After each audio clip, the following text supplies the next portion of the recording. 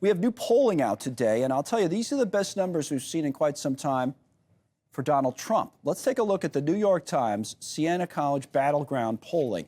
Arizona, Georgia, North Carolina is what they focused on. He leads in all three. I felt like the Arizona numbers, which are over here on this side of the screen, were very interesting. Get into them in detail. +5. Why is that interesting? Because he was down 5 the last time they polled in that state. You see he's +4 in Georgia, +2 in North Carolina. If we flip it over to our forecast map from DDHQ and take a look, we always started off with 226 electoral votes for Democrats and 219 for the GOP. If you just take these states, right, that they polled in, Arizona, Georgia, North Carolina, like you'd make Arizona a red state with 11 electoral votes, Georgia 16, North Carolina 16, what would that actually do for Trump? It would get him to 262, so it wouldn't put him over the top.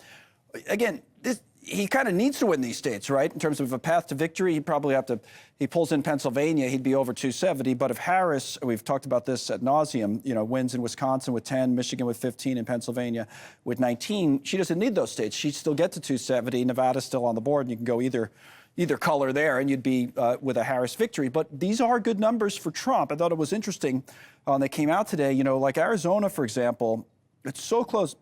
And one of the things when we see numbers like this, let me go here. This is the ballot, Trump, Stein, and Harris to the forecast, DDHQ and the Hill. We like to just throw it in the average because, like I said, there was a poll that the Times had, the last poll, where Harris was up 5. Then they come out with another one, Trump's up 5. So that's a 10-point swing.